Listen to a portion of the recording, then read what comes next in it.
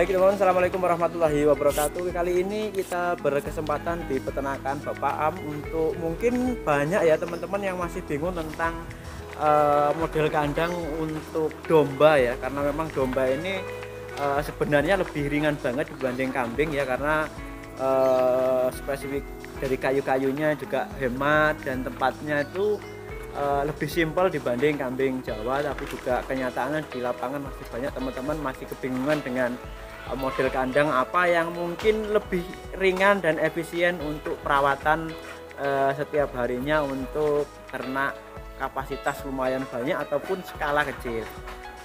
Oke Pak Am, selamat sore. Assalamualaikum Pak Am. Selamat sore Mas, waalaikumsalam. Oke Pak Am, ini kan kandangnya ini kan termasuk kandang baru juga Pak Am ya. Ya lumayan baru kalau Mas. kita lihat ini kan efisien banget Pak. Untuk kandang panjenengan ini juga ada dari besi, ada dari galvalum, dan pun ini juga dari bambu. Iya. Dan ini ada dari bawahnya pakai plastik ini Pak ya. Iya, ada selat Teman-teman plastik. juga di grup-grup sempat rame tentang harga plastik ini berapa sih gitu Pak ya. Iya. Efisien mana sih sama kayu. Nanti kita akan di kali ini kita akan bahas di tempat jenengan ini untuk edukasi teman-teman. Iya. Oke Pak, untuk ukuran Pak yang satu ini berapa sih Pak ukuran lebar dan panjangnya Pak? Iya. Jadi ini adalah desain kandang di tempat saya yang saya sesuaikan dengan lokasi tanah Mas ya. Jadi ketersediaan tanah yang ada gitu kan. Jadi di sini saya membuat dua kandang ini ya yang kemarin. Dua kandang tapi satu atap ini Pak ya? Ya, satu atap. Jadi ini ukurannya 3 meter Mas. Ini semua ini 3 meter Pak ya? Total semua lebarnya 3 meter. 3 meter. Yeah. Kesananya berapa Pak? Kalau panjangnya ke sana antara dua kandang tidak sama karena saya menyesuaikan luasan tanah. Tanah ya Pak? Ya, jadi antara kandang satu dengan satunya tidak sama gitu kan. Jadi seperti ini kalau kita lihat dulu dari agak jauh biar enak semua. Ini berarti di tengah-tengah ada jalan Pak ya? Di tengah-tengah ya ini untuk akses kontrol juga untuk jalan ya keluar jadi, masuk. Tempat untuk pintunya di tengah ini Pak ya? Di tengah, nggih. Di tengah ya. Oke Pak, untuk per kotak ini ukuran lebarnya berapa sih? Jadi untuk lebar kotak ini yang tadi 3 meter saya bagi menjadi 3 ya. 3 ya? Satu kanan kiri ya, intinya saya bagi 3, yang tengah untuk jalan lah. Jalannya juga 1 meter gitu Pak ya? 1 meter. 1 meter. Jadi seperti ini. Untuk ini kan sekarang sudah menjadi koloni Pak. Ini berapa kotak sekarang ini Pak? Untuk satu baris ini Pak? Untuk satu baris ini di awal ini kan kebetulan ukurannya kan panjangnya 8 meter ya. Jadi 8 meter ini saya bagi menjadi 4 sekat ya. Nah karena sekarang saya koloni gini, jadi sekat saya ambil 2. Jadi sekarang panjangnya 4 meteran. Iya, kali 1 meter. Kali 1 meter. Diisi berapa ekor Pak? Ini yang ada ini kita lihat ini 12 betina, 1 pejantan. 12. Ya seperti ini. 1 pejantan seperti ini ya. Ya enggak terlalu padat betul gitu. Masih bisa mondar-mandir juga. Berarti 1 meter sebenarnya untuk koloni juga bisa ya Pak ya? 1 meter bisa, tergantung ini ya Mas. Luas panjangnya itu berapa kan gitu ya. Oh berarti kalau lebarnya 1 meter ini paling minim gitu Pak ya? Ya kurang lebih segitu. Kalau kecil lagi kan lebih sumpek lagi gitu Pak ya? Lebih kecil. Lebih kecil lagi. Sebetulnya kalau kandang saya ini kan berangkat, maksudnya di awal itu kan memang untuk penggemukan ya, fattening gitu kan. Jadi 8 meter itu saya sekat menjadi 4, jadi panjang. Satu sekat untuk bobot ya, bobot di bawah 30 bisa sampai 6. Tapi kalau pada saat bobot di atas 30 kita harus kurangi kapasitas dombanya ya, soalnya terlalu padat.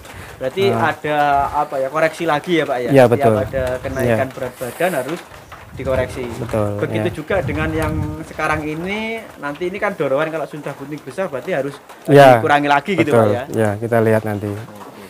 Kalau lihat tempat makan Pak, ini untuk tempat makan ini kan krusial sekali karena ini buat contoh teman-teman Pak ini Pak.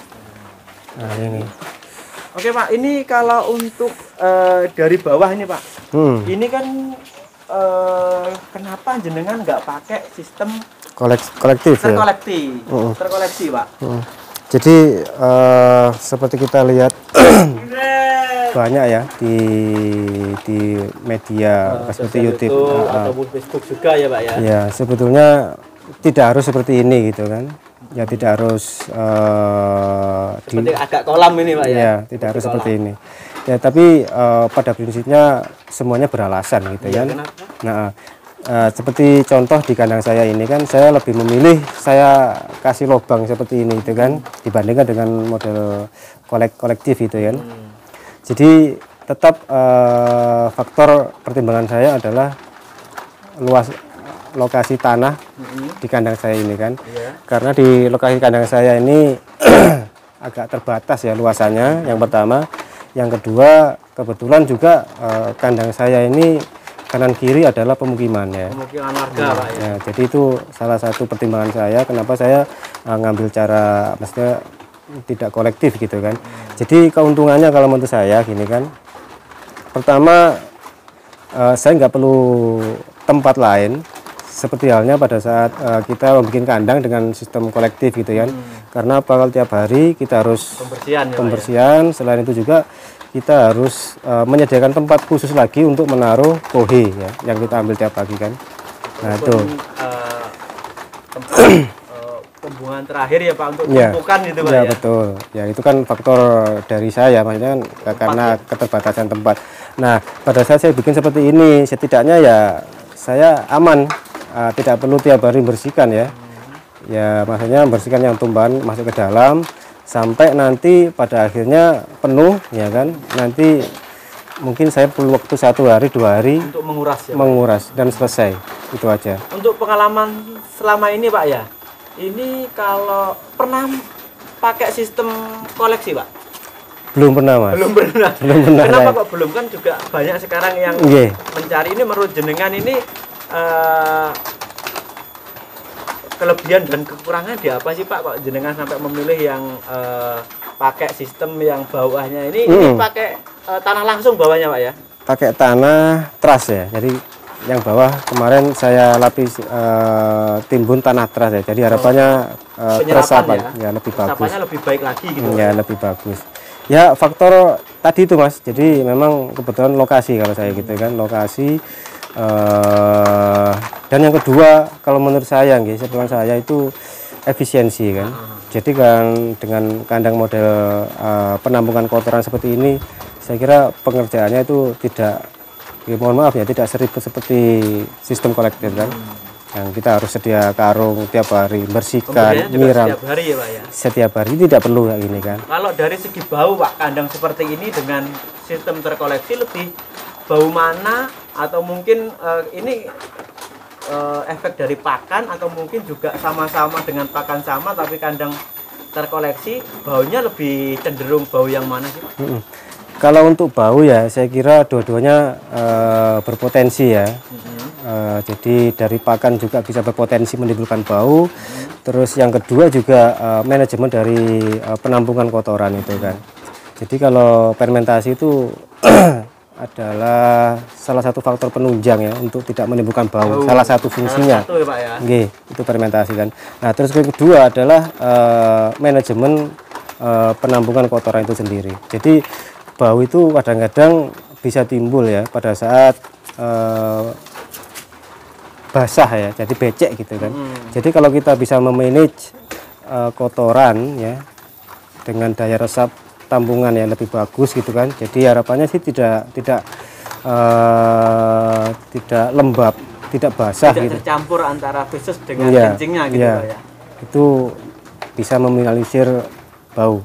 Tapi selama jenengan punya pengalaman dan di teman-teman Pak, kalau terkoleksi ini baunya gimana menurut jenengan ini? Ya kalau setahu saya lebih bagus ini Mas. Ya. Berarti pernah mengalami ke teman-teman juga? Ya, betul. Jadi dulu juga sempat sedikit mempelajari gitu kan. Jadi saya lihat teman kandang punya teman-teman itu yang pakai terkoleksi itu kan. Ya itu memang lebih berpotensi menimbulkan bau. Ya. Oke Pak, kalau dari lantai ini Pak ya sampai ke atas ini ukurannya berapa sih Pak? Ini 70 cm Mas. Jadi 70 cm ya. Iya. Tapi ini sudah tinggi ya Pak ya dari tanah Pak ya.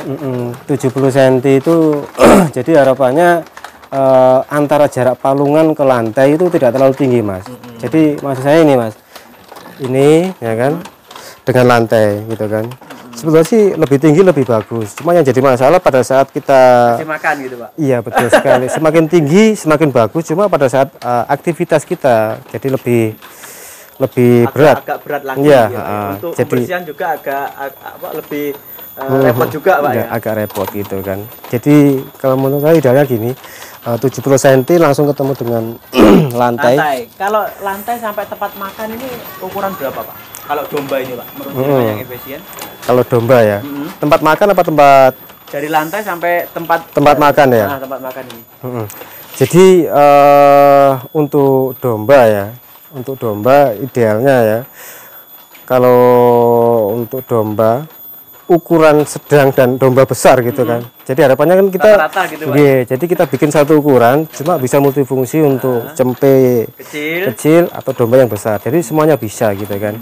Ini kebetulan kemarin sudah saya coba gitu kan, sempat redo juga kemarin itu kan. Jadi sempat saya tinggikan 45 kalau nggak salah ini bekasnya. Ternyata ketinggian. Nah, bisa kita lihat. Jadi saya turunkan lagi menjadi 35. Jadi jarak ini dengan lantai adalah 35. Ya, 35. Tapi segitu. juga di sini ada ini penghadang satu kayu ini Pak. Ini tujuannya untuk apa sih Pak? Ya. Jadi secara fungsi ini memang tampak sederhana gitu ya. Tetapi ternyata sangat penting sekali gitu kan. Jadi ini adalah pengaman dari talang air ini. Pengaman ya. Ini pun gitu, Pak. betul sekali. Jadi ini pun masih baru dipasang ya setelah kandang jadi gitu kan. Ternyata setelah diisi kambing ya kan, kena injek, jadi ini cepat rusak ini kemarin. Jadi akhirnya saya pasang seperti ini. Sekarang alhamdulillah awet Pak ya. Awet, saya enggak. Berarti ini harus ada, memang kalau kita sudah membuat kandang bagus pun kita harus introspeksi. Betul, harus Mas. Di perjalanan waktu gitu. Betul. Ya, kadang-kadang kurang efisien gitu. Betul. Jadi kadang-kadang itu ada sesuatu yang tidak terprediksi gitu kan. Seperti ukuran ya, luasan, lebar, tinggi, terus sesuatu yang sebetulnya harus kita pasang, nggak kita pasang. Ya paling nggak gini lah, kita bikin plan gitu kan. Nanti kita bikin kandang, nah selebihnya nanti sambil jalan kita evaluasi ya, untuk kurang lebih seperti apa. Contohnya kayak ini kan kandangnya ini beberapa kali ya modifikasi ya. Contoh satu ini kan, ini sepele tapi ternyata luar biasa untuk melindungi. Ya, ini kalau diinjek nggak sampai 2 detik sudah hancur kan. Ya, tapi kalau bagusinya 3 jam ini. Terus ketinggian ini juga tadi itu. Jadi sempat saya tinggikan itu ternyata cempe kecil tidak bisa. Bisa Pak ya. Kasihan gitu kan. Jadi saya rendahkan seperti ini. Jadi idealnya seperti ini. Bisa besar pun lebih enak gitu Pak ya. Terus juga kohe juga tidak gampang masuk. Gitu ya. Kalau terlalu rendah normalnya kohenya masuk ke pakan gitu.